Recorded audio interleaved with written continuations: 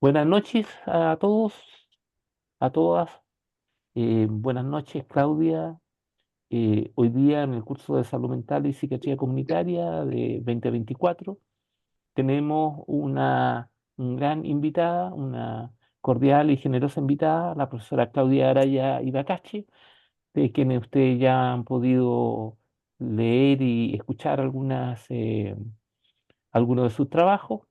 Em, Como les informaba en el blog, Claudia tiene una trayectoria que empezó estudiando medicina hasta llegar a la licenciatura en medicina en la Universidad de Chile, es decir, completó el quinto año y luego de eso decidió eh, incursionar en la historia, hizo una licenciatura en historia, luego entiendo que también estudió pedagogía y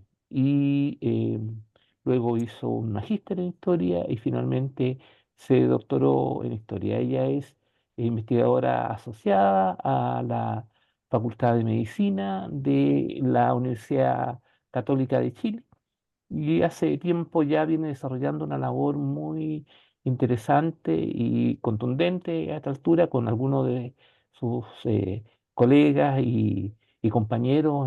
Ha ido engrosando un espacio de historia, estudios históricos, ¿no es cierto?, formales, en lo que es el espacio de la salud mental, que es nuestro foco de interés. Por supuesto, Claudia ha hecho otras cosas también, digamos, en sus investigaciones históricas, ¿ya? Pero nosotros la hemos conocido en este mundo de la investigación sobre la psiquiatría y su construcción, digamos, en nuestro país, temas de salud mental. Ha publicado ya eh, eh, un libro, ¿no es cierto?, que tiene que ver con su tesis doctoral, un libro muy interesante. Ha publicado recientemente, como les contaba, también el libro junto con la doctora Rosa Torres, un libro que recoge parte de lo que fue la experiencia del doctor Martín Cordero, experiencia señera en la psiquiatría comunitaria del país, en Temuco, en Nueva Imperial, y bueno, una serie de otras publicaciones en revistas de la especialidad, también en libros, digamos, compilados, por ejemplo, por el profesor Rafael Huerta, también tiene muy interesantes artículos ahí, Claudia. Así que agradezco enormemente de nuevo tu generosidad. Claudia se ha informado del curso, ha leído el blog y le hemos pedido entonces que pueda ella introducir la discusión del día haciendo una clase, digamos, respecto a este tema que llamémoslo este espacio de la historia y la psiquiatría en Chile, del cual ella es probablemente una de las principales conocedoras a día de hoy. Claudia, te escuchamos, Mm, somos tu público ahora. Muchas gracias por la presentación. Buenas noches. En primer lugar, quiero agradecer la oportunidad que tengo nuevamente de compartir con ustedes algunas ideas en torno a la relación entre historia y psiquiatría. Bueno, el doctor Sepúlveda ya me había informado un poco sobre el contexto del curso y que habían leído los artículos del profesor Huertas y también visto una intervención mía en un seminario en salud pública. Y también leí los comentarios que les agradezco mucho, especialmente en lo que me toca.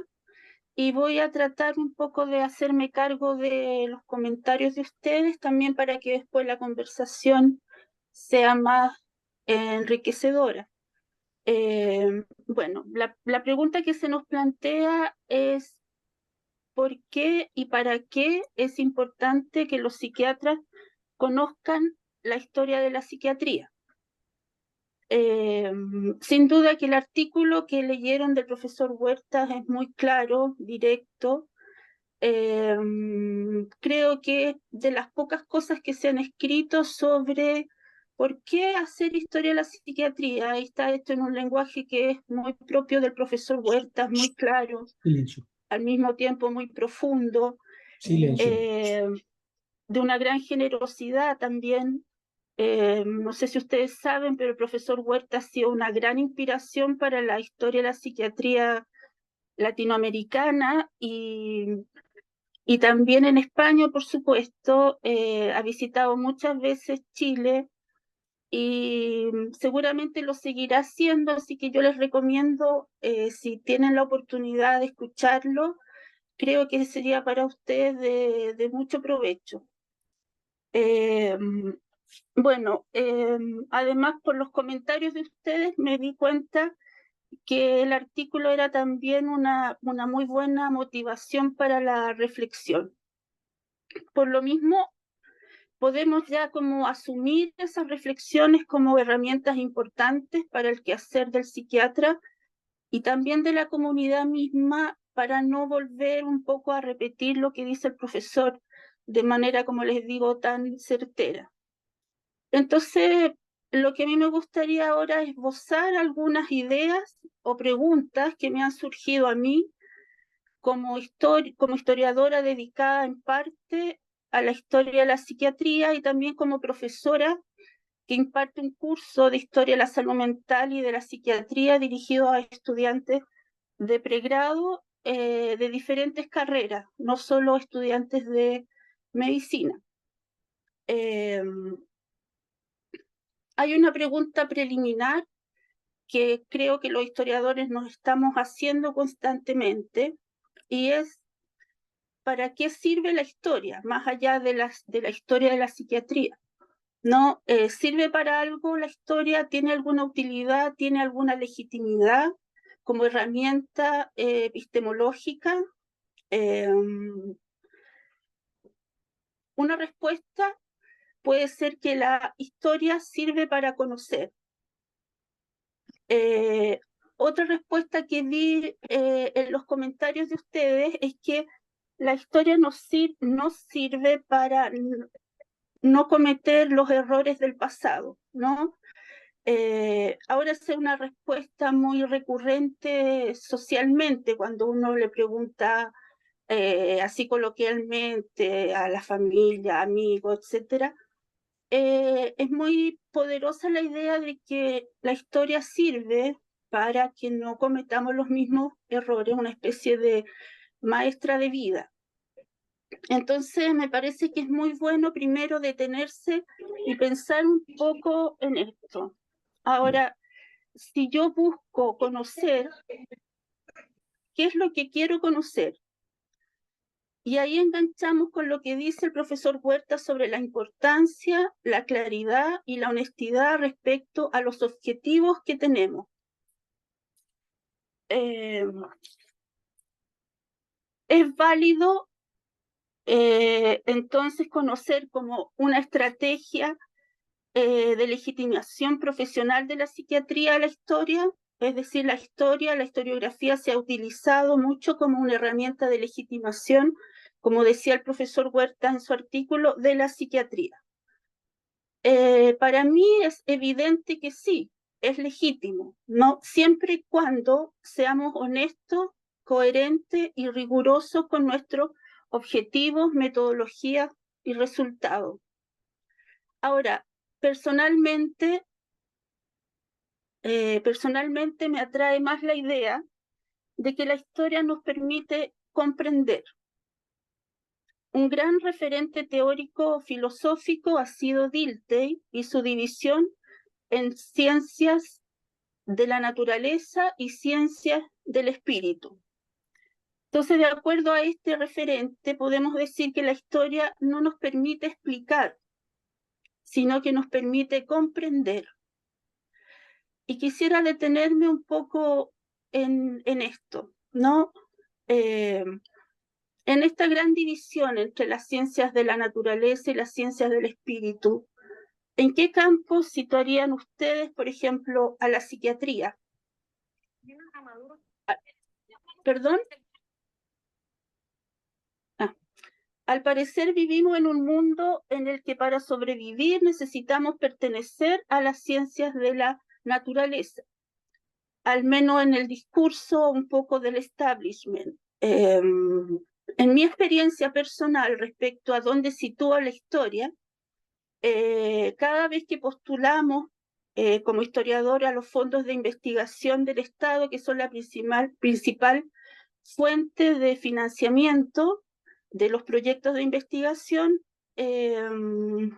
fondos que...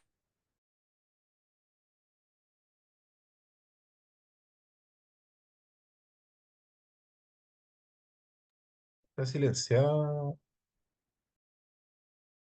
Doctora, disculpe, dice silencio. ¿Por qué se silenció solo? Sí, sí, le escuchamos. Ahora sí ¿Se se escucha. escucha? Pero Sí, gracias. ¿hasta cuándo escucharon? ¿Desde cuándo estaba silenciada? Hasta que habló de los Estaba como hablando un de minuto con eso dónde, sí, del estaba hablando de financiamiento. dónde sitúa usted a la historia. Nos preguntó Ah, primero ya, dónde situamos nosotros a la sí. psiquiatría, si dentro de la ciencia del espíritu de la naturaleza, y luego hizo la misma pregunta sobre la historia. Y Ya, ahí muchas está gracias. hablando de su trabajo en historia. Y de la necesidad Ya, de legitimarse aparentemente a través de una pertenencia a la ciencia de la naturaleza. exactamente, muchas gracias. Entonces, bueno, mi experiencia, como les contaba, personal, ha sido postular a través de rígidos formularios, ¿no? Que son idénticos a los que postulan los investigadores de las ciencias básicas o ciencias duras, como quisiéramos llamarlas. Entonces, eso es una señal, digamos así, social poderosa, ¿no? O institucional que nos llega. Entonces, ahí para mí hay un mensaje bastante claro. Ahora, entonces, ¿qué pasa con la psiquiatría? Algunos comentarios de ustedes apuntaban a la tendencia biologicista de la disciplina desde una preocupación, ¿no? Y también varios de ustedes apuntaban al papel que está jugando la industria farmacéutica respecto a categorías clínicas, tratamientos, etcétera. Y también me pareció leer en sus reflexiones una necesidad de equilibrar lo patológico con lo experiencial y con los contextos sociales, políticos y culturales de la vida. Hay un profesor que ustedes deben conocer, el doctor Martín Cordero, quien me ha dado a mí una definición de enfermedad mental que es de una simpleza y una profundidad que refleja lo que estoy queriendo decir, y es que la enfermedad psiquiátrica es un modo de existir. Me parece una definición brillante y que da cuenta de muchos aspectos que no solo son abarcables desde el punto de vista de la historia. Es una definición, como se ve, que no nos cierra ninguna puerta, sino que al contrario, nos abre muchas puertas. Entonces me atrevería a decir que la historia y la psiquiatría comparten muchos aspectos. Entonces no debería sorprendernos, no debería ser extraño que la historia, la sociología, la filosofía fueran herramientas válidas para la comprensión del quehacer psiquiátrico, de la enfermedad mental, de los pacientes, de las familias y de las comunidades. En esta misma línea hay otro investigador, José Carlos Bermejo, y que si les interesa les puedo recomendar después un artículo que escribe sobre precisamente la historia y la filosofía como herramienta para la conceptualización de la enfermedad mental. Entonces, ¿qué señala Bermejo? Dice que las enfermedades mentales, aunque están histórica y culturalmente condicionadas, sí son procesos patológicos, ¿no? Aunque sabemos que sean muy difíciles de definir. Entonces ahí hay un elemento nuevo que no habíamos tocado antes, que es la idea de que es una patología pero no es cualquier patología, es una patología difícil de definir. Y quizás ahí hay una diferencia muy grande respecto de las otras disciplinas de la medicina, ¿no? Que pueden definir las patologías quizás de manera más científica, más verificable, etc. Entonces, ese elemento está también contribuyendo a esta particularidad de la psiquiatría. Ahora, aunque consideráramos que la patología, ¿no?, psiquiátrica existe, también sabemos que toda ciencia, ¿no?, usa un lenguaje que es reduccionista y cerrado. Es decir, la ciencia está basada en modelos, ¿no? Y el lenguaje de la ciencia es reduccionista en ese sentido, y siempre nos lleva a hablar como si, es decir, como si pasara esto si hiciéramos tal cosa. Entonces, no hay un único lenguaje que dé cuenta de todos los aspectos de la realidad, ¿cierto? El lenguaje científico nos permite acceder a una parte de la realidad, pero oculta muchas otras realidades. Por lo mismo, si redujéramos la psiquiatría a un lenguaje científico, las consecuencias son muy preocupantes, como ustedes mismos hacían ver en sus comentarios. Explicaciones unilaterales de la enfermedad nos han llevado a tratamientos inaceptables como la lobotomía, etcétera, y nos pueden seguir llevando a esos mismos tratamientos. Ahora, toda enfermedad, no solo la enfermedad psiquiátrica, implica tres realidades diferentes. Una es un proceso patológico, un proceso psicológico y un proceso social. Cualquier enfermedad tiene esos tres niveles de realidad. Ahora, la particularidad de la enfermedad psiquiátrica, y también si le agregamos lo que decía recién respecto a las dificultades que tiene la psiquiatría para definir o delimitar la patología, entonces el aspecto social o el nivel de realidad psicológico y social pueden llegar a ser tan preponderantes que reducen el nivel patológico de realidad a un nivel secundario, ¿no?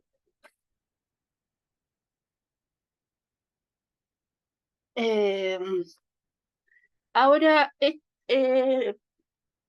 yo considero que, bueno, en esa exposición que yo hice en el seminario que ustedes pudieron escuchar, me refería mucho a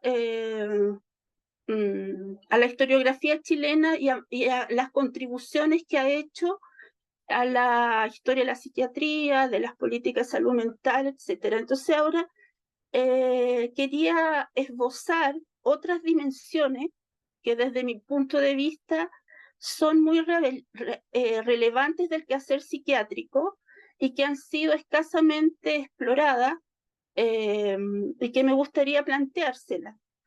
Uno es la historia del cuerpo.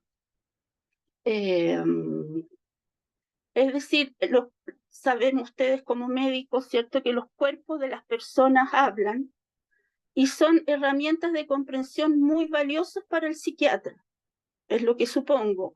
Por lo tanto, la contextura de los cuerpos históricamente jugó un papel muy relevante en la conceptualización o en la clasificación de las enfermedades, el tipo clínico, el tipo, la vinculación con ciertos estados de ánimo, etc. La gestualidad también es muy importante, ¿no? Cómo ha cambiado la gestualidad de las personas, entre comillas, normales, y cuál es la gestualidad de las personas que tienen una enfermedad mental. Son dimensiones muy importantes que ayudan, dimensiones históricas que nos permiten entonces comprender mejor.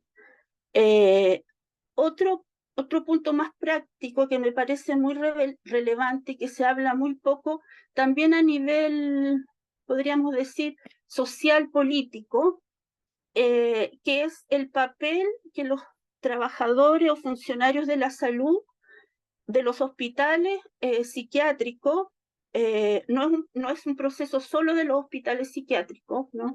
Pero en el contexto en el que estamos hablando, ¿cuál es su papel en los procesos de modernización tantas veces intentados en este país y que no han llegado a los objetivos planteados? Entonces, creo que los funcionarios de los hospitales psiquiátricos constituyen una cultura sui generis que tiene implicancias muy importantes en la asistencia y que han sido hasta el momento muy poco estudiados desde todos los puntos de vista. Me ha tocado por mi trabajo visitar muchas veces el Hospital El Peral. También he leído fichas de los trabajadores. Ustedes deben saber que hay muchas relaciones familiares. Por ejemplo, el abuelo de la secretaria también fue camillero, supongamos. Entonces, si uno puede ver hacia atrás, son como la quinta generación de personas que están trabajando ahí. Entonces, esos son factores importantes que nos pueden permitir comprender. Ahora, bueno, para retomar lo que les decía al principio de que una de las respuestas no es del para qué, es porque la historia nos permitía conocer. Y la otra idea que yo vi en algunos comentarios y que es muy común, es que la historia nos permite evitar los errores del pasado. Ahora, si pensamos bien, creo que actualmente hay muchos ejemplos que cuestionan esa afirmación, ¿no? Las guerras, las crisis de la democracia, la xenofobia, la instalación, que se habla del neofascismo, etcétera, ¿no? Ahora, si lo llevamos a la historia de la psiquiatría, ¿qué decir, no? De cómo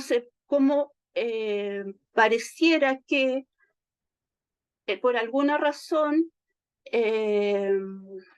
no se logra no se llega a un puerto, digámoslo así, esperado, del que existe un consenso al que llegar, en el discurso al menos, ¿no?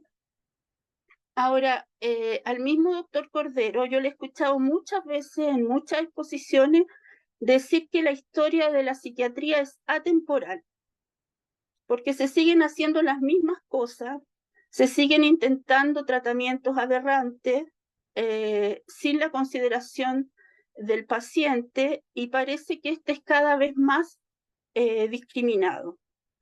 Es una idea interesante en la que podemos pensar, ¿no? ¿Por qué es así?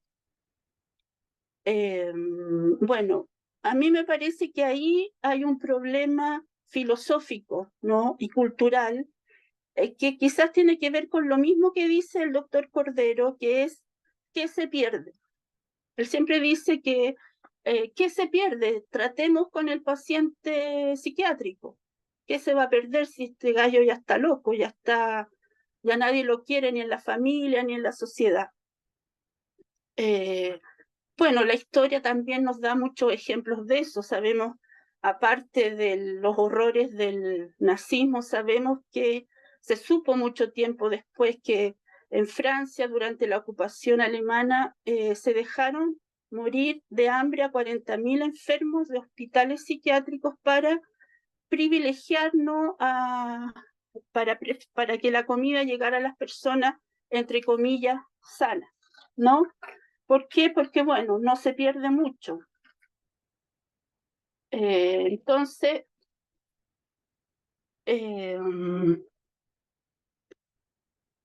quizás, pienso yo, podríamos imaginar a la psiquiatría como un gran sándwich que tiene un relleno, que es el enfermo mental, y que tiene dos tapas, que son la psiquiatría, ¿no? Entonces las tapas que están en contacto con el enfermo se cambian de cuanto en cuanto, ¿no? Pero al parecer el relleno sigue siempre igual, ¿no? Sin cambio, o peor. Entonces, por lo mismo, la historia, la filosofía, en este caso la antropología, son herramientas válidas para comprender por qué, por ejemplo, la resistencia de los enfermos mentales, por qué a los enfermos mentales, por qué el interés de alejarlos de la comunidad. Aquí podemos también enganchar con lo que dice el profesor Huerta en su artículo, en el por qué la historia. Y él dice, la respuesta es, bueno, porque el enfermo mental tiene evidentemente una dimensión filosófica histórica. Entonces, ejemplos de esto pueden haber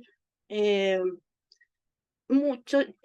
Yo no sé si ustedes han podido conocer una tesis que se defendió hace un par de años, creo, de Nicolás Morales, en un doctorado que él hace, él es médico, un doctorado en antropología médica, que es un muy buen trabajo para conocer un poco esto que estoy diciendo desde el punto de vista de la antropología, que es como qué pasó con el proceso de desinstitucionalización, de ahí en adelante. Es decir, las preguntas son constantes, ¿no? Eso es un poco lo que quería comentarle para estimular un poco la conversación.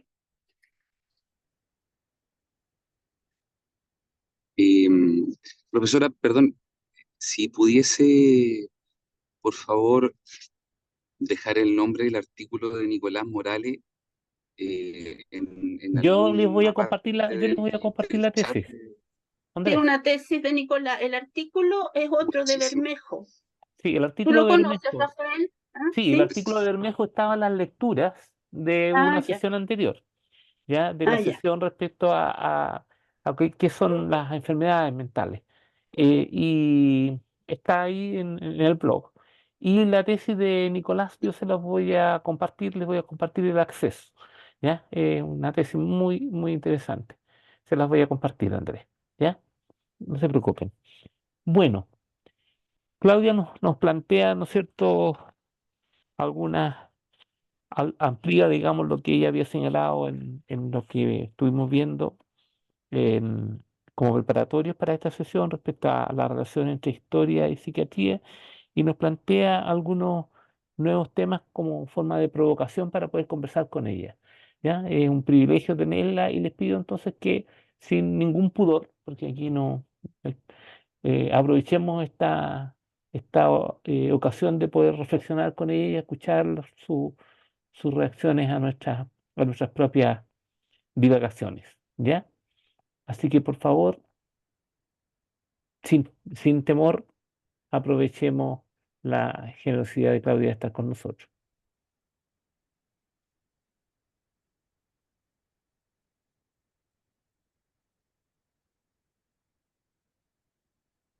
Felipe,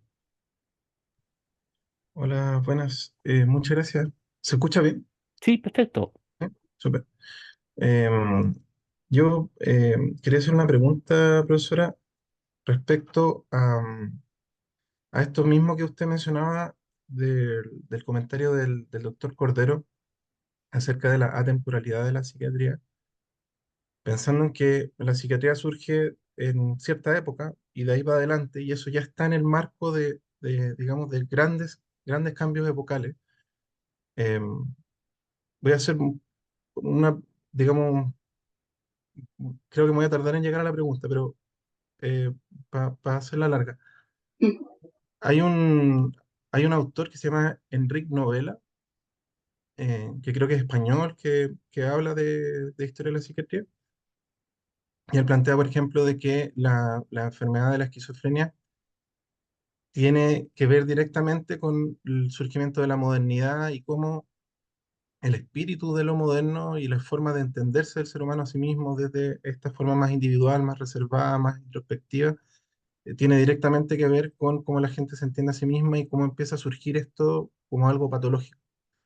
Eh, entonces, bajo ese mismo ejemplo, o sea, bajo esa misma noción que nos da este ejemplo, pienso como en los grandes cambios culturales de la historia respecto a la noción del ser humano sobre sí mismo y cómo eso ha cambiado las perspectivas y cómo la psiquiatría aparece harto después de que se empiezan a dar como ciertas nociones, tal vez del Renacimiento para adelante o tal vez antes.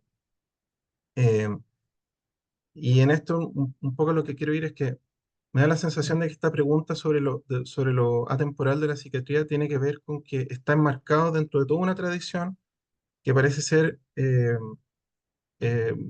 centrada en el logos, centrada en la razón, centrada en las cosas que se puedan separar categóricamente y estudiar categóricamente, y que por eso ha costado tanto que calce, y me da la sensación de que seguimos todavía en esa era de, como de lo centrado en el logos. eh, y tal vez hasta que no se haga algo distinto, sería muy difícil como que cambie lo que se está intentando hacer desde la psiquiatría, que es, si uno lo piensa, la herramienta principal de la psiquiatría es la psicopatología, es psicopatologos, es la forma de entenderlo y separarlo como categóricamente y estudiarlo. Entonces,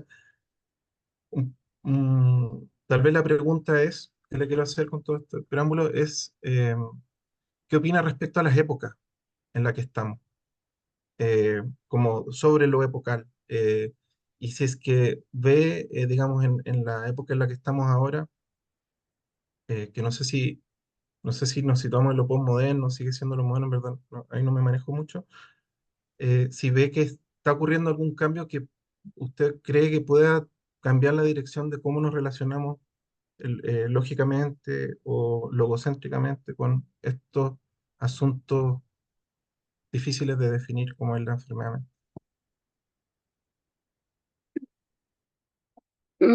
Muchas gracias, Felipe. Bueno, yo pienso que tanto la psiquiatría como la historia son disciplinas de la modernidad,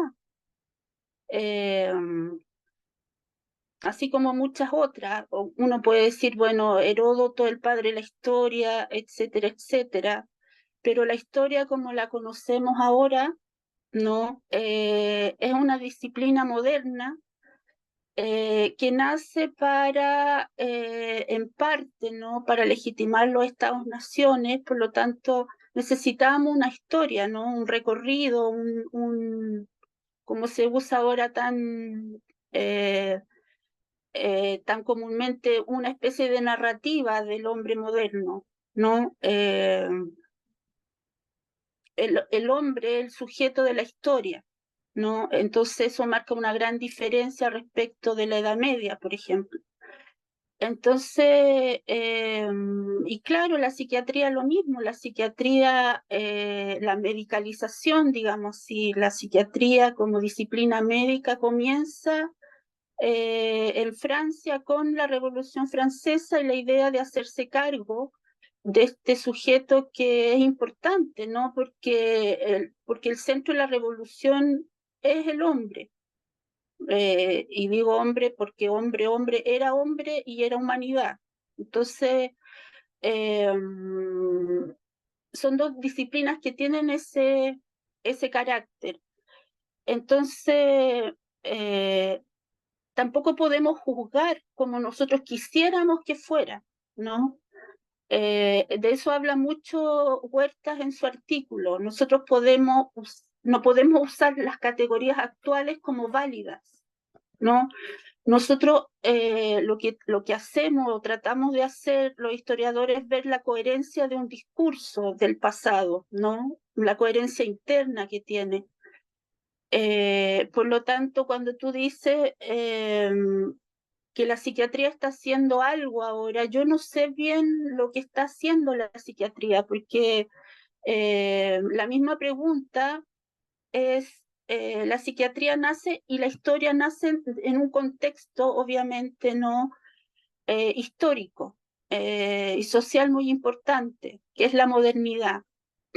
Por lo tanto, ¿qué está haciendo ahora la psiquiatría? Yo no lo sé, ¿me entiendes? Entonces, la importancia de las etapas, como dices tú, o de los procesos históricos, claro, hay una importancia per se, pero yo creo que actualmente la psiquiatría está en una crisis, podríamos decirlo de alguna manera, ¿no? Así como la sociedad está en una crisis, la política está en crisis, entonces eso, yo tampoco sé lo que la psiquiatría debería hacer, ¿me entiende? Eh, pero sabemos que hay una quizás incoherencia, podríamos decir, del discurso, eh, si queremos verlo así. Entonces, no me gustaría meterme con el tema de la pérdida de la razón o primero por eso mismo, porque la razón es la reina, ¿no?, de la modernidad. ¿Cómo nos fuimos volvimos probablemente a un positivismo muy estrecho, quizás, y también porque creo que no tengo las herramientas para sostener o cuestionar que la locura, por ejemplo, no sea la pérdida de la razón. Eh, ¿Me entiende? Yo creo que es la pérdida de la razón, la pérdida de una coherencia de un discurso del sujeto.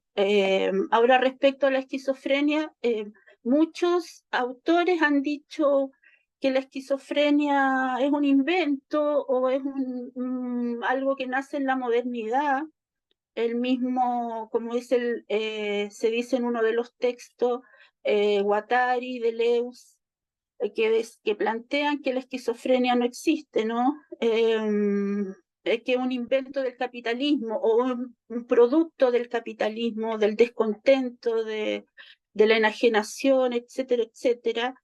Eh, pero yo supongo que la esquizofrenia existía de siempre. Lo que pasa es que lo que ha cambiado es la forma en que la sociedad mira al esquizofrénico. Quizás antes podía ser un sabio, ¿no? El loco sabio, la figura esa del loco que ve cosas.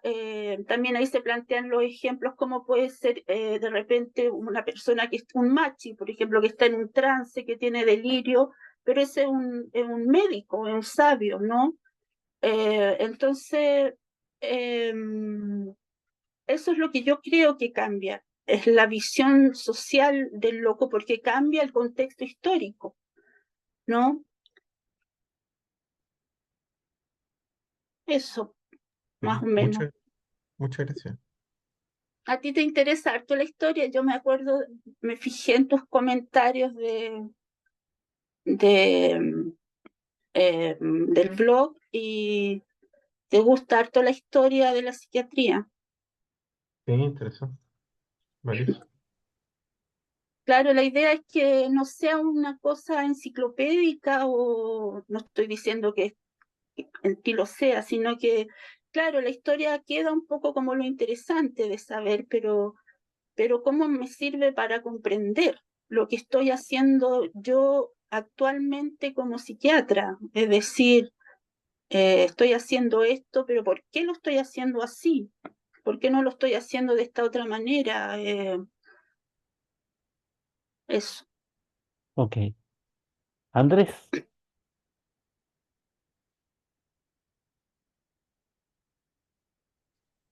Uy, que me costó prender el micrófono, perdón. Muchas gracias por su presentación, profesora Claudia. No sé si esto es una o dos preguntas. pero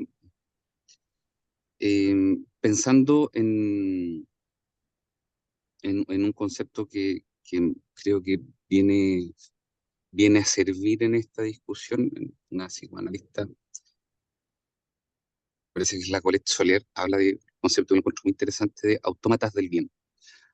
Em, Recogiendo lo que usted nos comentó respecto del comentario del doctor Martín Cordero, a propósito de que la psiquiatría seguía y mantiene realizando prácticas que son al menos cuestionables, yo me atrevería a decir eh, que muchos de nosotros, me incluyo, no somos ni siquiera capaces de identificar alguna de esas prácticas en su totalidad, y si lo hacemos, mm, hoy nos escudamos o nos protegemos bajo el discurso eh, o, o los conocimientos derivados de la evidencia.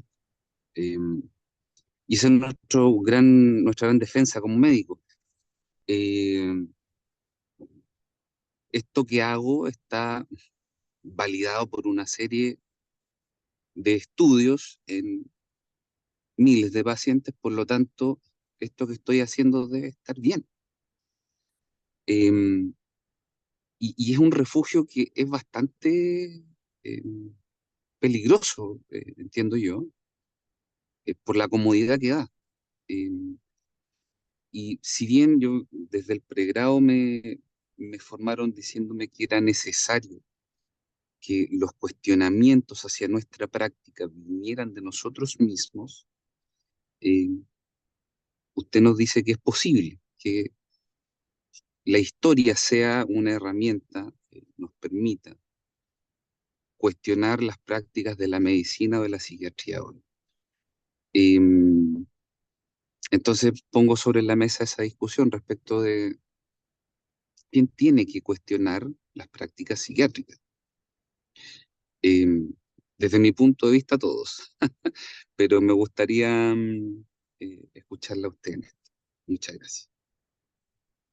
Gracias, Andrés, qué interesante.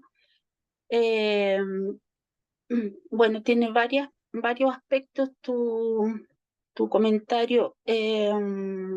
Respecto claro, la psiquiatría basada en evidencia, pero ¿qué evidencia? La evidencia, ¿cómo vamos a considerar solo la evidencia científica como válida? No, también está la experiencia acumulada, y así también lo que se hizo en determinada época de la historia de Chile reciente, digamos, siglo XX, es desde la segunda mitad del siglo XX, es una acumulación de experiencias que se hicieron no a partir meramente de la evidencia científica. Por ejemplo, en ese libro que comentaba el doctor Sepúlveda, donde se recoge parte de lo que se hizo en Temuco, precisamente por liderado todo ese proceso, no porque no lo hizo el doctor Cordero, él era el líder de esto, se logró generar conocimiento, digamos, a partir de encuestas que se hicieron respecto a cómo los pacientes asimilaban el Modecate. Y para eso se le preguntó al paciente, se le preguntó a la familia, se le preguntó a la persona que le daba el Modecate, a las personas que limpiaban la sala donde estaba el paciente. Es decir, ese es una especie de trabajo antropológico muy, muy valioso. Entonces, esa también es evidencia. Ahora, yo espero como usuaria, digamos, como paciente, yo espero también que el psiquiatra sepa mucho de psiquiatría y de neurología. Espero eso también, o sea, pero que también tenga una mirada integral sobre mí, pero que por supuesto sepa neurología, sepa psiquiatría y sepa cómo tratarme, pero en ese cómo tratarme entonces es que interviene todo esto que estamos hablando. Es decir, yo me puedo preguntar, bueno, como tú decías ya, si las personas más capas escribieron esto, entonces yo hago esto, ¿por qué me voy a equivocar? Claro, pero eso está mediado por muchas cosas. Está mediado primero, como ustedes mismos decían, por la industria farmacéutica, por las instituciones de CM3, etcétera.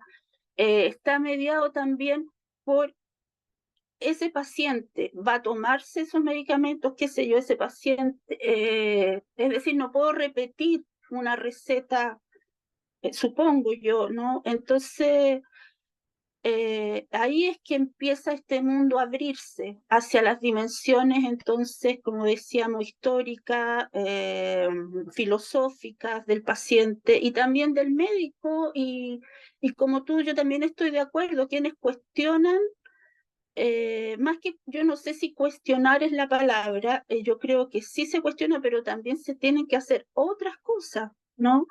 No solo cuestionar, pero claro, somos todos. El psiquiatra en este caso es una Esa, persona que la sociedad le perdón, da un poder, le da una legitimidad sobre algo, ¿no? mm, Entonces esta persona tiene que responder a esa legitimidad. Por lo tanto, somos todos los que cuestionamos acá. Y también la sociedad juega un rol siempre en los modelos de asistencia, es decir, si la sociedad quiere que haya más asilos, por ejemplo, si la gente quiere, si las familias quieren que el paciente esté aislado, qué sé yo, no pueden hacerse cargo, no quieren hacerse cargo, es un modelo, ¿no? Es un modelo, un sistema en el que todos hemos contribuido, por lo tanto, todos eh, podemos poner en cuestión porque somos todos también responsables. Eso, muchas gracias por su respuesta. gracias a ti. En algún artículo se decía que los psiquiatras siempre pareciera que se corta todo esto por el lado del psiquiatra, ¿no? Yo una vez he estado 2 veces en una exposición sobre psiquiatría y se han parado hasta 2 veces un psiquiatra muy enojado diciendo, sí, nosotros somos siempre los culpables de todo. Entonces, este es un cuestionamiento a un sistema, a una forma, ¿no? de funcionamiento, de comprensión, etcétera. Por eso pienso yo que un psiquiatra no puede nunca, o sea, un médico no puede renunciar a las herramientas de su disciplina. O sea, tiene que saber, pero eso no lo limita, al contrario, eso se limita si considera que eso es lo exclusivo, pero eso es como una base, supongo, no una plataforma de... Eso no implica que tú, al contrario, supongo te da más herramientas para cuestionar, para entender, para pensar que quizás puede ser diferente la forma, no sé. Creo que hay muy poca comunicación actualmente en Chile en todos los estamentos, disciplinas, no sé. Eh, Muy poca reflexión, muy poca discusión. Ok, gracias, Claudia. Carolina Zambrano. Hola, buenas noches. Hola, Muchas Carolina. gracias, Claudia, por el espacio y estas reflexiones que compartes con nosotros. Bueno, quisiera también recoger parte de la reflexión final que ha hecho en torno a cuáles son las acciones quizás a seguir en base como a estas incoherencias y quisiera conocer a profundidad las reflexiones en torno a eso, a las incoherencias que mencionaba que hay entre lo que se dice que se hace y lo que se hace realmente. Y claro, me pongo a pensar que también es contradictorio de cierta forma y bueno, yo en mi rol de terapeuta ocupacional en unidad de corta estadía también me hago bastantes cuestionamientos, entonces quisiera saber cuáles son tus reflexiones al respecto. Sobre todo cuando mencionabas que, claro, es importante conocer la historia, pero también hay un cuestionamiento de conocer para no repetir, pero también finalmente se repite mucho de lo que ocurría anteriormente. Mm, Gracias, Carolina. Bueno, yo creo que el cuestionamiento es algo quizás que el tiempo ha hecho que todos estemos tan acelerados, pero el cuestionamiento es una de las cosas esenciales de cualquier ser humano, ¿no? Y cuestionarse lo que está haciendo, por qué lo está haciendo, cómo lo estoy haciendo. Eh, mm, entonces, bueno, ahí surge un poco la conciencia individual, ¿no? Que también es importante la subjetividad en este caso del psiquiatra y también la subjetividad del historiador, porque eh, eh, lo pongo en términos de ejemplos, tú y yo, ¿no? Eh, Tenemos en este caso, claro, somos parte de lo que estamos haciendo. Entonces, uno tiene herramientas para hacerlo, las tiene que aplicar, las tiene que conocer. Entonces, eso es lo que debería ser, como digo, como decía recién, un poco la base. Ahora, las incoherencias, cada uno ocupará un poco el nivel, ¿no? De lo que está haciendo, cuán comprometido está, cuán profesional es. Pero respecto a las incoherencias entre el discurso y la práctica, es uno de los temas muy importantes de abordar precisamente históricamente, ¿no? Eh, a veces lo que falla son las fuentes, ¿no? Las fuentes, en el caso de la historia y la psiquiatría, son de difícil acceso. Cuesta mucho o han sido destruidas o hay que buscar nuevas fuentes, las entrevistas, etcétera. Hay una protección también muy grande. Yo trabajé un tiempo al principio en archivos religiosos y hay mucha resistencia a que alguien entre ahí a investigar. Y pasa también con los hospitales, que por qué esta persona que no es médico, qué quiere hacer aquí, qué quiere... Entonces, pero es una perspectiva muy, muy interesante y muy necesaria de abordar históricamente, ¿no? Es decir, el discurso dice tal cosa, pero no sé, ese es un tipo de incoherencia del discurso médico o psiquiátrico, pero también están las incoherencias institucionales, ¿no? Donde se asume una de las cosas que uno aprende cuando estudia historia de la psiquiatría ha sido la dificultad para la institucionalización de los cambios, de las modernizaciones. No, ¿por qué? Entonces, ¿por qué el Estado dice que acá se hace tal cosa, pero no se hace así?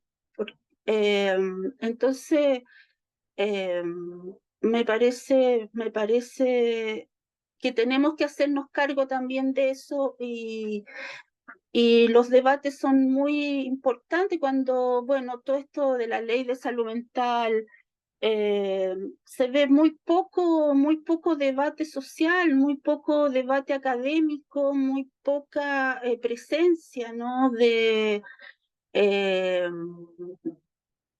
por ejemplo, los estudiantes de becas que quizás podrían asumir una voz, una, no sé que es difícil decirlo, pero o sea, es fácil decirlo, pero yo creo que hacen falta más grupos de discusión que existían antes, que, por ejemplo, he conocido varios casos de médicos que se juntaban después en las tardes solo a discutir en base a estas mismas cosas que estamos hablando ahora. Eso.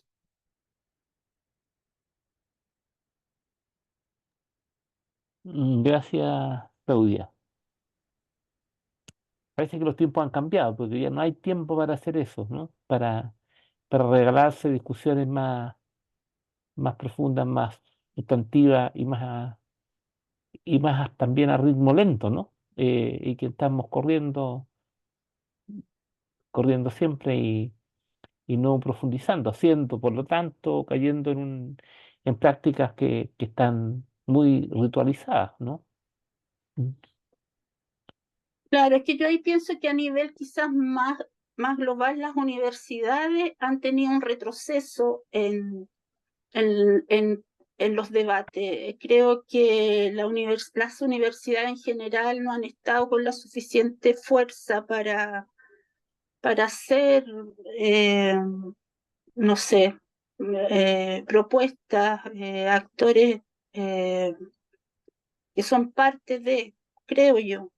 Yo creo que a nivel uno de cuando es estudiante, cuando es profesor, forma parte de un grupo, eh, creo que hay mucha decepción también, mucho pesimismo respecto, pero creo que sigue siendo importante. No, por ejemplo, no sé, ustedes deben tener una orgánica, supongo, como estudiantes entonces quizás crear unas instancias más de discusión, no sé, pero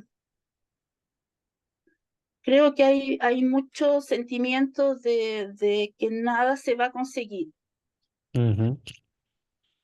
Pesimismo. de que no. Y bueno, el otro día escuché una iniciativa que ojalá que resulte de parte de algunos profesores jóvenes, digamos, ¿no? De llevar a la discusión al hospital en algún espacio. Vamos a ver si eso se concreta. Claudio Morales. Hola, sí, muchas gracias por la instancia primero. Y mi duda va en realidad como para invitar a la reflexión también. En parte de lo mismo, estamos discutiendo como espacios de discusión sobre el rol de la historicidad y de otras ciencias sociales humanas en humanistas para poder enriquecer en realidad nuestra visión como formación, no solamente como nosotros como psiquiatras, sino mi pregunta va más como en el rol de la salud pública.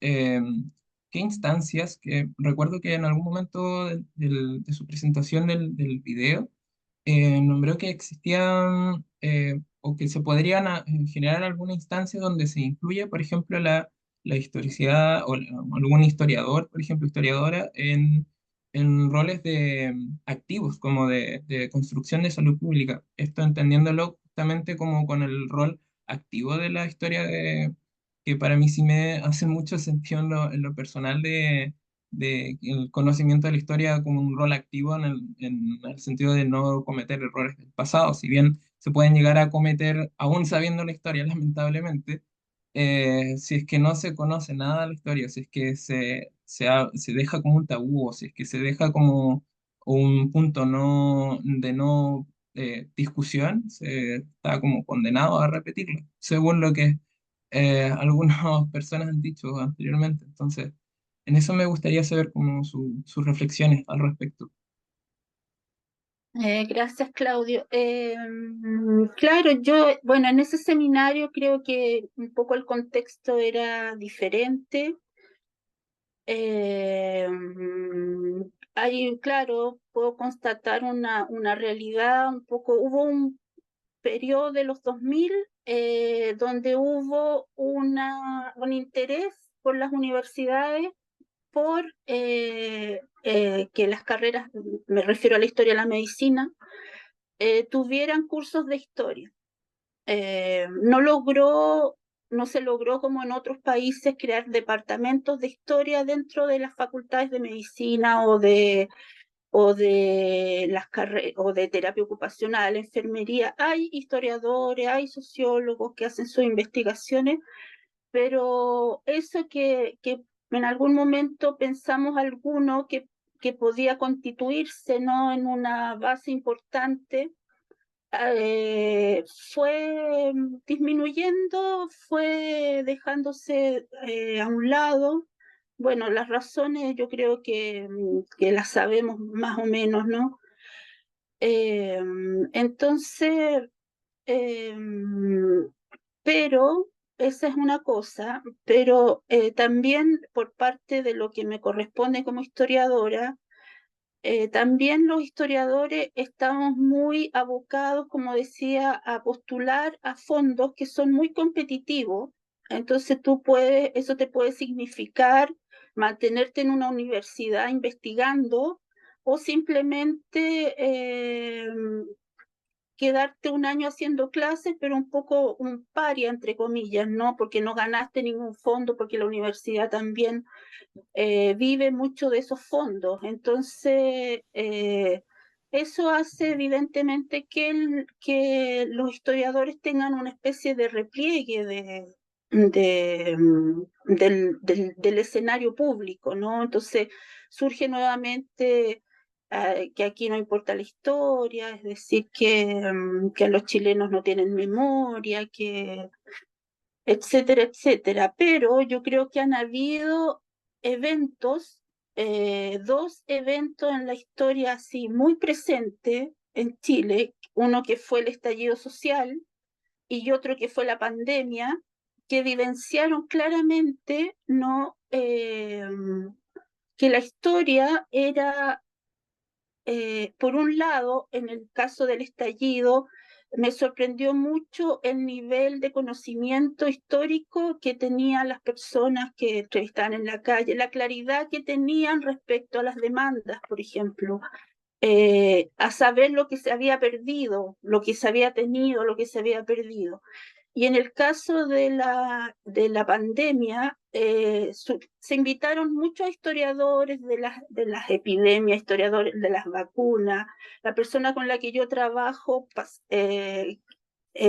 pasaba de programa en programa, radio, televisión, y ahí pensamos que había nuevamente una valoración de la historia como herramienta importante, es decir, ya habíamos tenido la gripe española, ya había pasado esto, ya lo habíamos enfrentado, cómo se enfrentó, y pensamos entonces que esto iba a cambiar, significaba un cambio, pero no significó un cambio porque los intereses institucionales sabemos que muchas veces están en las antípodas de lo que cuáles son los intereses sociales de la población, cuáles son las necesidades. Entonces, eh, eso, pero como te digo, nosotros también estamos muy coartados y quizás deberíamos también sacar más la voz, no sé. Hay ahora bueno, esto es más de mi campo, pero se acaba de formar una agrupación de historiadores de Chile que hacen debate, hacen propuestas, pero es una entidad independiente. Entonces, claro, es necesario influir. Yo creo que cada uno de nosotros, ustedes, tienen un poder de influir. Entonces, yo también tengo el mío. Entonces, hay que estar en una especie de alerta, ¿no? Siempre de influir, de influir. Yo pienso que los médicos tienen un gran poder de influir. Eh, los profesores, los médicos, eso. Gracias, como cada uno desde nuestra posición aportando. Gracias. Gracias a ti. Gracias, Claudio. Alejandro Molina.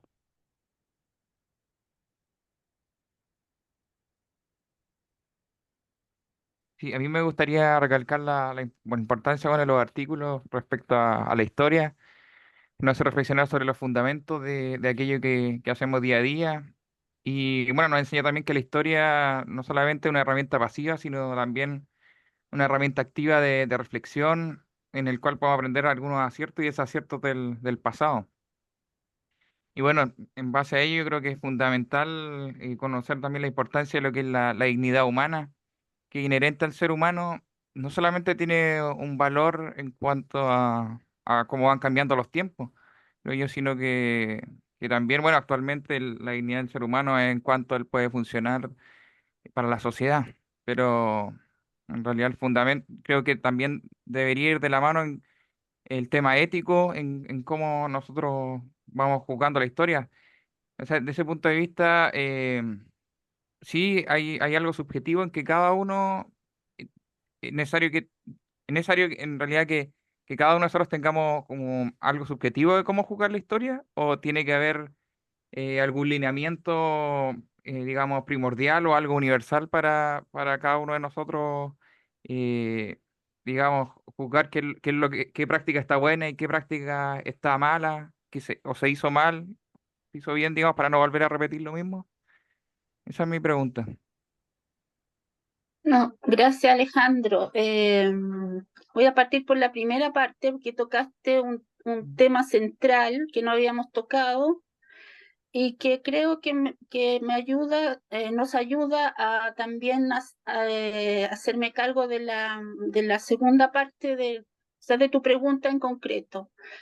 Bueno, los derechos humanos son fundamentales, ¿no? En la historia de la psiquiatría, en la historia en general, por supuesto, pero en este caso creo que desde la Segunda Guerra Mundial, ¿no? Cuando se descubre lo que había pasado, por ejemplo, en Italia, en los manicomios italianos, bueno, en Europa, en los campos de concentración, y surge, ¿no? Como preponderante, ¿no? La dignidad humana y todos los derechos que eso conlleva, creo que representan un cambio en la mirada de la psiquiatría muy importante, ¿no? Es decir, hacerse cargo, ¿no? De lo que habíamos hecho como sociedad con los enfermos mentales. Entonces, creo que es una dimensión a la que no se puede renunciar nunca. Sin embargo, en momentos de crisis como la que vivimos actualmente, crisis de la democracia, crisis, etcétera, en el mundo occidental, creo que nuevamente esos derechos, nos olvidamos de esos derechos.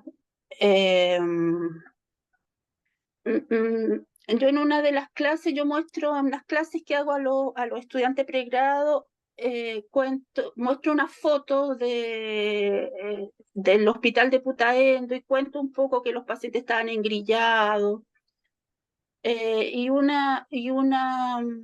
Una estudiante me dice, pero ¿por qué? ¿Cómo permitían eso? ¿Cómo se permitía eso? Entonces yo le digo, pero ¿cómo si en el Sename, porque acababa de destaparse el escándalo del Sename? Y decía, y lo que pasa en el Sename, y nosotros miramos para otro lado. Entonces, es una línea que tiene que ser fundamental, ¿no? Especialmente en las personas que trabajan, ¿no? Que asisten a enfermos psiquiátricos. Eh, entonces, lo que tú me dices es que si hay una herramienta objetiva para ver esto está mal, esto está bien, eh, para mí es lo que hemos hablado todo este tiempo, es la comprensión a la que tú hayas llegado, ¿no? Eh, que te ha permitido hacerte una convicción desde todos estos aspectos históricos, filosóficos, que te permita ser crítico de lo que estás haciendo, pero no estás creyendo en lo que estás haciendo, o que quieres hacer otra cosa, pero no te dan la oportunidad para implementarlo porque va a desordenar un poco el naipe En general, a las instituciones, creo yo, no sé si pasa en otras partes del mundo, no tengo idea, pero las instituciones funcionan mucho con lo quieto, ¿no? O sea, yo tengo esto acá, pero no me lo desordene, y usted quiere hacer esto otro, ¿no?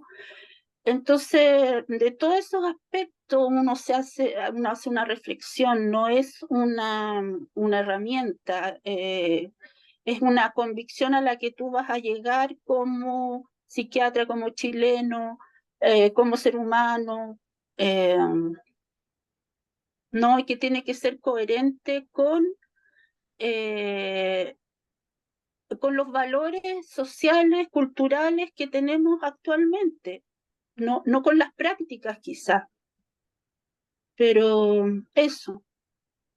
Pero el tema de los derechos humanos creo que ha sido la consideración de eso como una base, creo que ha sido fundamental para para el quehacer psiquiátrico.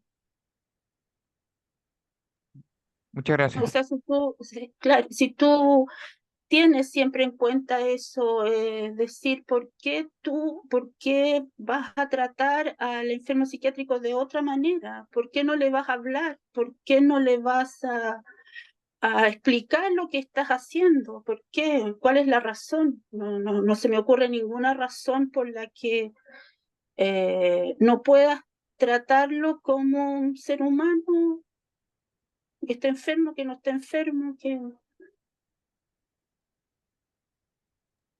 eso, pero nos falta mucho aprender de eso y que se vuelva una cosa cultural, porque en Chile no es, o sea, la gente en general cree que una persona loca, una persona presa, pierde sus derechos, pierde su dignidad. Entonces, eso. Ok, Muchas gracias. gracias. Carolina, nuevamente, ahí tiene su mano levantada. Y bueno, quería hacer o bien compartir una reflexión en torno a lo que menciona mi compañero y Claudia sobre la dignidad. Creo que también el trato digno, además de estar a la par con nuestras intervenciones, por ejemplo, como psiquiatra o como TO, psicólogo, etcétera, también es un rol que va de la mano, por ejemplo, con el personal que está más cercano a las personas usuarias. Por ejemplo, me pongo a pensar en TENS o enfermeras. Y pienso que también es como frustrante el panorama porque también vemos a profesionales que están como muy ocupados constantemente, entonces también como pensando en la estrategia o la acción concreta de fomentar diálogos, que puede llevar a acciones concretas de transformación, el cómo poder propiciar diálogos frente a este panorama, porque también por un lado va por tema de voluntades y también va por un tema, yo creo, como de precarización también en las situaciones de los profesionales de la salud y también profesionales de, por ejemplo, trabajadores sociales, etcétera. Entonces, claro, ahí como que me quedo en la profunda duda de cómo podemos llevar estas acciones concretas también a la realidad y cómo desde ahí podemos generar transformaciones. Gracias, Carolina. Claro, muy interesante, pero pienso que ya tú eres terapeuta ocupacional, estudiante de terapia ocupacional. No, terapeuta, egresado. Terapeuta. Sí. Yo creo que tu posición, podríamos decir, es distinta, ¿no? De un psiquiatra, digámoslo así, eh, pero tienes muchas oportunidades, pienso yo, de provocar transformaciones, ¿no? La terapia ocupacional como disciplina es muy importante en un equipo de salud.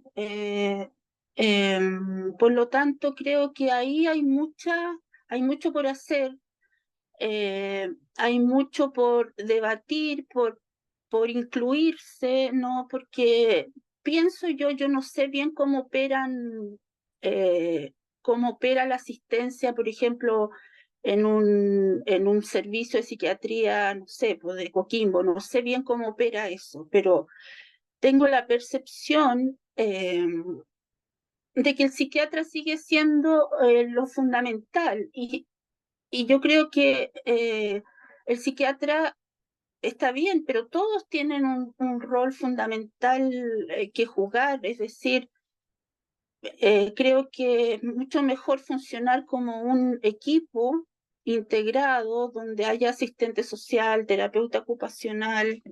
Creo que hay poca formación en Chile de posgrado o de especialización, psiquiatría para enfermeras, para terapeutas ocupacionales, etcétera, etcétera. Entonces, creo que esa es una cosa muy concreta eh,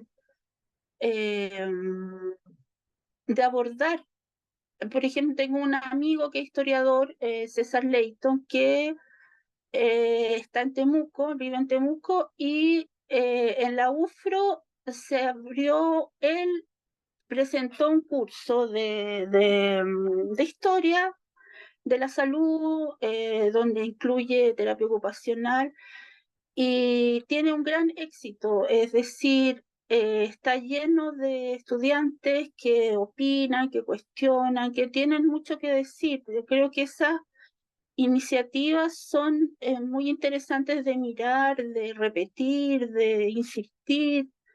Me acuerdo que una vez me pidieron en el Peral que hacían un festival una vez al año, y yo me encargué de una cineteca y presentamos ahí, es una cosa abierta a la comunidad, entonces están familiares, vecinos, pacientes, etcétera.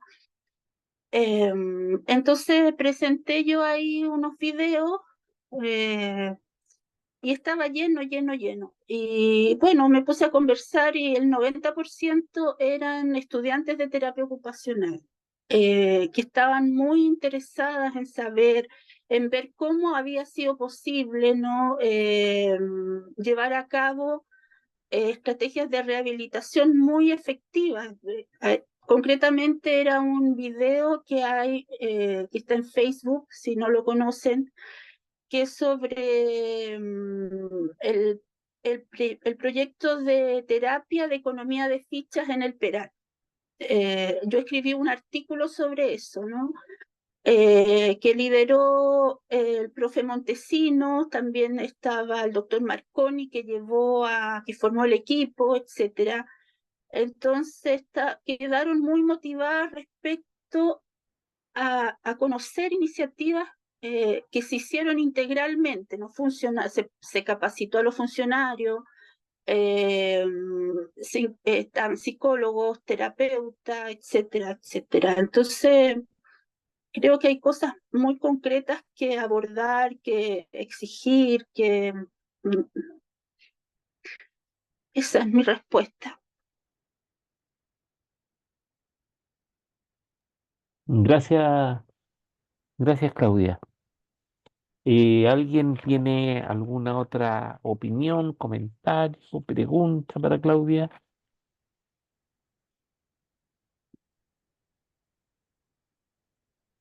Jessica Rosas. Yo, ¿se escucha bien? Sí, perfecto, Jessica. Yo, bueno, primero agradecerle, profe, por la clase. Más que nada, una duda, porque igual, ¿cómo influir todavía actualmente? Porque pasa que nosotros nos enfrentamos como en distintos escenarios, y eso como uniendo un poco lo que se ha dicho anteriormente de que eh, de partida, claro, como que históricamente los pacientes psiquiátricos, como que antes era como que uno tenía la humanidad a defenderse prácticamente, y después surgió el concepto de que son personas que tienen derecho a recibir su tratamiento, pero Mire, actualmente igual gracias. siguen siendo aislados, discriminados, estigmatizados. Uno igual trata de influenciar en el box, pero a veces como que siento que quedamos cortos porque tenemos que influir en su entorno también, finalmente. Y muchos están solos, viven en un ambiente como súper hostil, donde pasan frío, las condiciones no son las adecuadas. Entonces uno trata como de influenciar en el box o en la comunidad, pero también siento que el sistema es hostil hasta con uno mismo como trabajadores de salud, porque, por dar un ejemplo, hace un tiempo fuimos partícipes como de un taller que se le hace a los cuidadores de pacientes con demencia, y fue como un tema como educativo, pero finalmente las personas, en vez de preguntar como cosas como médicas, fue como una catarsis, que los pacientes como que finalmente se sentían como abandonados y poco escuchados, no generalizaban con todos, pero yo les pregunté como qué era lo que más necesitaban, y más que tener como un mejor medicamento o lo que sea que uno como esperaría, simplemente ellos querían ser escuchados. Y muchas veces pasa que uno también quiere como darles el espacio, pero a veces también los tiempos de atención se van reduciendo para cubrir otras necesidades. Entonces como que uno queda como entre la espada y la pared. Entonces, ¿cómo hacerlo de una manera como también sin generar como ilusiones, sino que aferrado como a la realidad en la que vivimos, que igual es súper difícil? Entonces, como esa es mi pregunta, ¿cómo hacerlo? ¿Qué podemos hacer? Porque también en base a lo que decían anteriormente de que ya no había mucho espacio para discusión presencial, como de hablar de temas como más profundos, igual estamos como que los medios o las redes sociales, está como prácticamente la gente está todo el tiempo en el teléfono, como que no se miran a la cara, no se escuchan. Entonces tenemos como hartos factores en contra, como que hay una modernidad, pero igual estamos como muy lejos como de integrar todo eso, de usarlo a nuestro favor. No sé si me explico.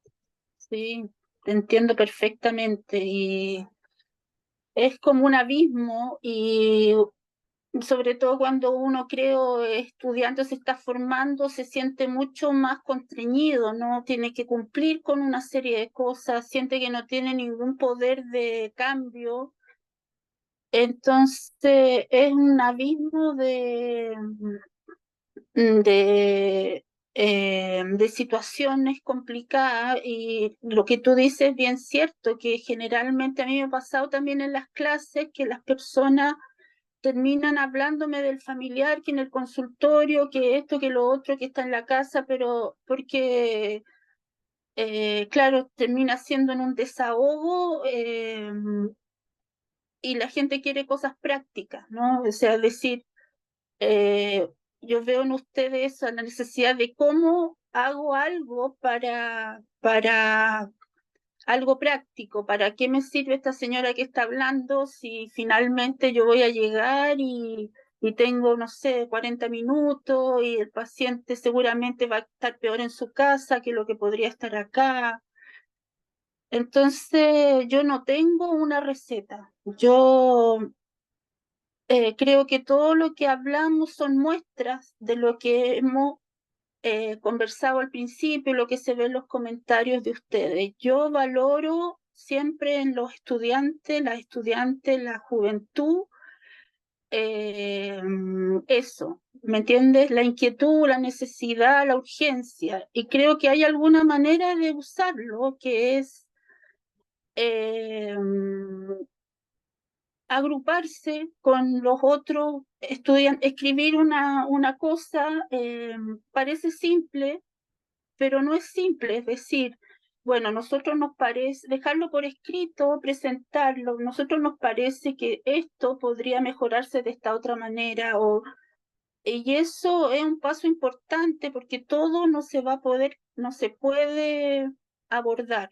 Por eso, en los comentarios anteriores respecto a, como tú bien dices, la dignidad también de las personas, es decir, a eso no se puede renunciar de ninguna manera, pienso yo, a explicarle al paciente, decir, mire, yo le voy a hacer tal cosa, porque esto, porque si no lo hago, eso. Eh, yo he conversado mucho con el doctor Cordero por el asunto del libro, Entonces él me dice que nunca, nunca, en todos sus años, que son como 60 de psiquiatra, o más quizás, no sé, él le explicó a alguien, a un enfermo que estaba, que había que amarrarlo, qué sé yo, que venía con alambre púa, que nunca, nunca pasó que él conversara con el paciente y el paciente no entendiera. Es decir, ahora vamos a hacer esto, pero después usted. Entonces, creo que eso no es poco, eso en el tiempo que vivimos es mucho. Es decir, en ese espacio que tú dices, como entre la pared, en la consulta, la dignidad de esa persona es lo más importante. Entonces, creo que eso más lo que decía, quizá los cambios que uno puede conseguir al nivel en el que uno está pueden ser importantes si lo deja por escrito, son, bueno, supongamos que son 10, entonces conversar, oye, a mí me parece que esto que se está haciendo, ¿por qué no nos capacitan, por ejemplo, en qué hacer en tal cosa, qué sé yo? ¿O por qué no invitamos más gente como los cuidadores que decías tú? ¿Por qué no hacemos más instancias de contacto, de conversación con la comunidad? Quizás lo hacen, no sé, pero estoy hablando de cosas que yo pienso que están en la mano de cualquier persona, ¿no? Pero Muchas gracias. valoro mucho eso, por eso les digo, siempre eh, así son los jóvenes. Gracias, Claudia. Gracias. Gracias, Jessica. Gracias a ustedes. ¿Alguien tiene otro comentario, inquietud, opinión? Bueno, eh, son las 8:30. Eh, bueno, yo creo que ha sido una gran oportunidad y agradezco mucho a Claudia tu presencia, tu colaboración con nosotros, tu generosidad de disponer tu tiempo, digamos, para esta conversación. Como tú señalas, digamos, de alguna manera implícita, o así lo leo yo por lo menos, puede ser una proyección, que, ¿no es cierto?, las cosas se van haciendo paso a paso, una se junta con otra y con la que sigue. A veces también experiencias puntuales se quedan temporalmente archivadas y se pueden activar en otros momentos para ir construyendo oportunidades de hacer las cosas mejor, digamos. En este curso tratamos de justamente la declaración de intenciones, desnaturalizar, dejar de ver las cosas como dadas y entender que están siempre en construcción, en tensión, que las prácticas, digamos, están siempre en conflicto, que la teoría sirve para alimentar la práctica y la práctica también para la teoría, y que la psiquiatría es un espacio que no está ni mucho menos dado, digamos, ¿no? Y que está siempre en disputa, y que eso, en cuanto decidimos ser psiquiatras, no, nos cruza el cuerpo y el alma, por decirlo de alguna manera. ¿Ya? Wilson quiere opinar. Wilson Corteana. Ya estaba pensando bueno, en algo que hizo la profesora al principio y que era con respecto a cómo impactar, y ahora que la Jessica mencionó como a veces uno como que quisiera impactar más, pero a veces como los espacios en el box o en los tiempos son insuficientes, y la doctora comentó que cómo se vivía, por ejemplo, hace como unos, ya son 5 años o 4 años en el estallido, donde independiente de dónde uno estaba, el momento histórico que estaba viviendo como el país era distinto porque uno se sentía más involucrado, incluso los hospitales o los consultorios eran lugares como de encuentro para compartir con las personas, no en la atención clínica, sino como tratar de modificar, o sea, de tratar de discutir las condiciones de vida de todos en el fondo. Y ahora llevarlo actualmente, no sé, como que me es difícil imaginar que se genere algo así, por lo menos próximamente. Que uno se sentía como más cercano con los pacientes o con las familias o con los mismos funcionarios como al hablar de estos temas. Eh, y ahí uno, por lo menos uno sentía que tenía como más impacto o por lo menos se hacía sentir como más cercano como los mismos sentimientos de toda la población, sobre todo los usuarios con los funcionarios. Eso. Gracias, Wilson. Sí, muy importante. Yo también tuve esa misma impresión que tú dices de que estábamos, como dice el doctor Sepúlveda, en tensión y en construcción. Y estábamos siendo protagonistas de algo, ¿no? De que nuestra voz tenía importancia. Eh, Se hicieron muchas reuniones en todas las instituciones, hospitales, qué sé yo, en la universidad también. En la Católica me invitaron muchas carreras para hablar del estallido, de la salud, de qué se podía hacer, etcétera, etcétera. Fue un momento, como se dice, un momento constituyente y que no se plasmó como al menos algunos queríamos, pero eso no significa que no va a volver a pasar. Eh, Siempre se estimula la desmotivación, la no participación, el miedo, que lo más importante es la seguridad, que ya no se puede ir a ninguna parte, que no se puede ir al centro, qué sé yo. Entonces, pero no, yo pienso que eso está ahí, ¿no? Y va a volver a salir porque necesitamos otro sistema.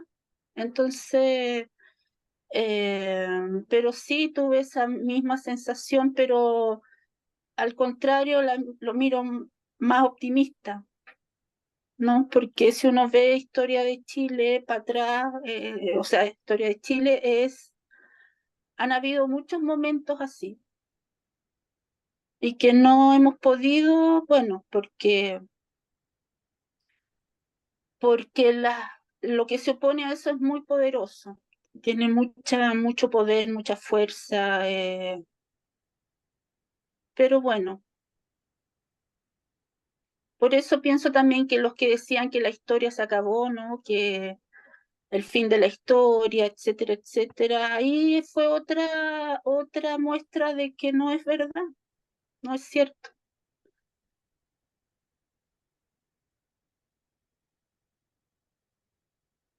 Claudio Morales, nuevamente. Cortito, pero No se en relación. preocupe, dele. Es que como me hizo mucho, resoné mucho con lo que estaban comentando ahora, en relación a que en realidad es importante como quizás el llamado es a articularse. Justamente esto puede ser, este es un espacio en el que nosotros como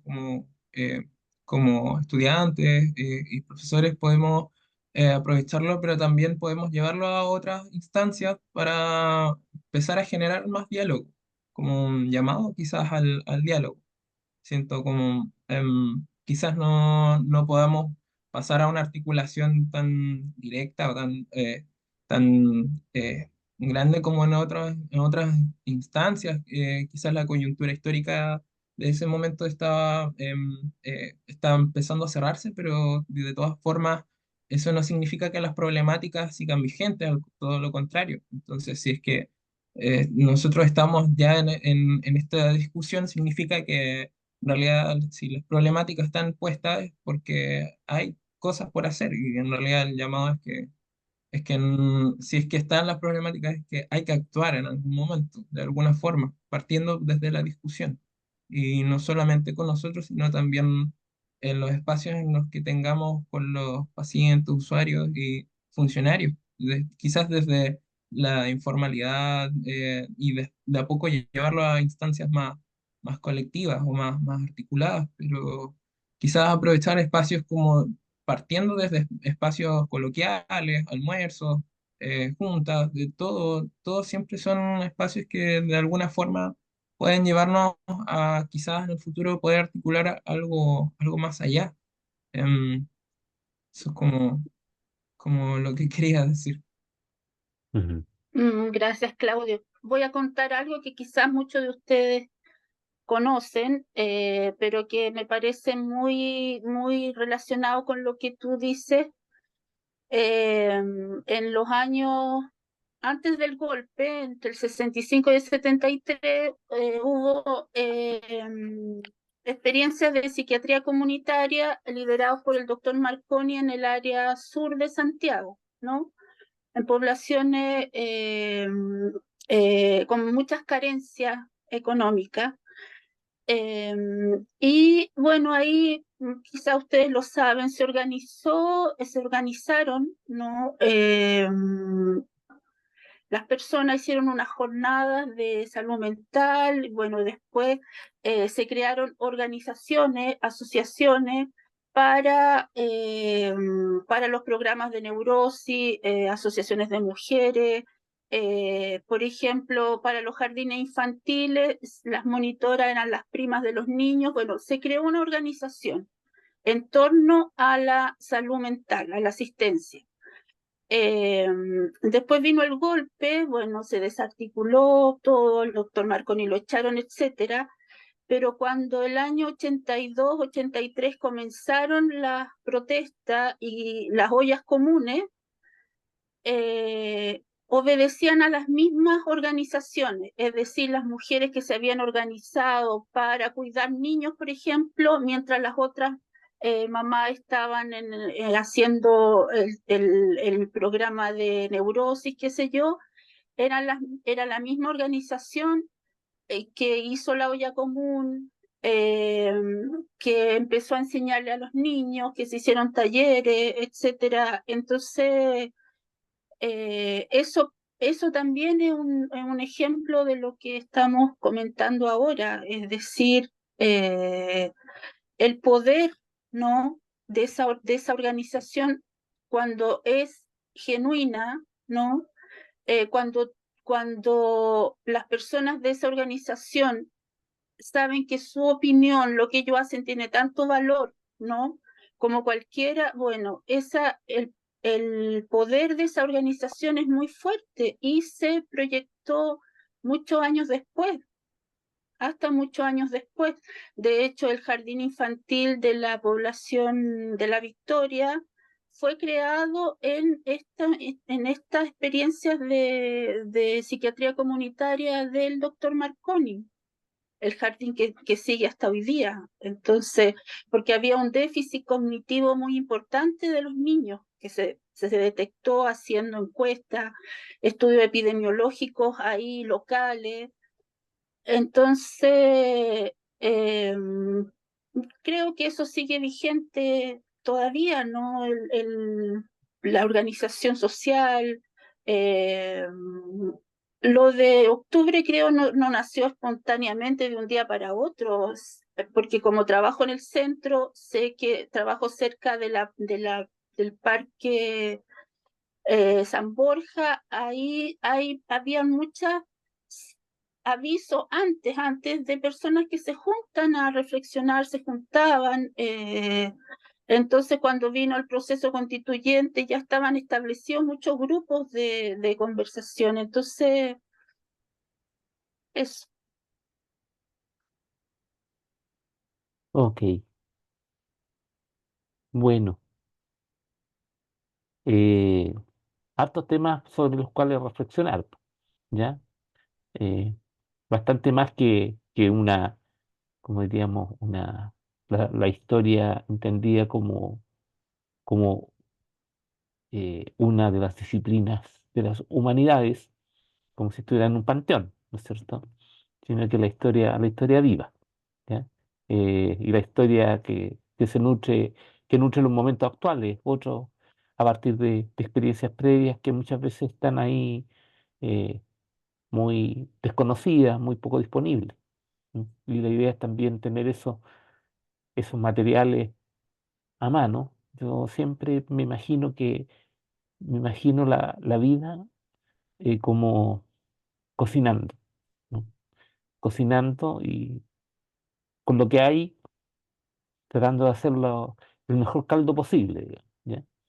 Entonces, esto, disponibilizar los materiales para poder cocinar mejores, mejores cosas, más nutritivas y más sabrosas y que le den más vitalidad y más energía a las personas, es una simple metáfora de lo que intentamos hacer.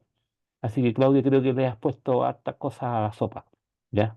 Y te lo, te lo agradezco muchísimo, ¿ya? Muchísimas gracias. Muy, muy buenas noches a Claudia. eh, y ha sido un placer contar contigo y desarrollar esta conversación que, que ha tomado ribetes íntimos y poderosos y también muy, muy nutritivos. Así que estés muy bien. Muy buenas noches a Claudia. Te mandé, Claudia, el proyecto de ley de salud mental, no sé si lo tenías, que se envió al Congreso. No, Te lo envié ahora, recién. Y gracias. eh, se lo voy a enviar también a todos los estudiantes, que ahí tenemos cosas que conversar también. Que estén muy bien.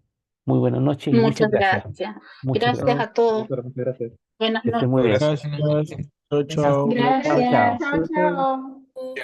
Buenas noches. Chao. Le mandé Gracias. también al WhatsApp, mandé la tesis que mencionó la profesora. Y el texto está el de Juan Carlos Bermejo está también en el blog. Que estén muy bien. Muy buenas noches. Gracias. Chao, buenas noches. Chao. Buenas noches. Chao, chao. Chao, Chao, buenas chao. noches. Gracias.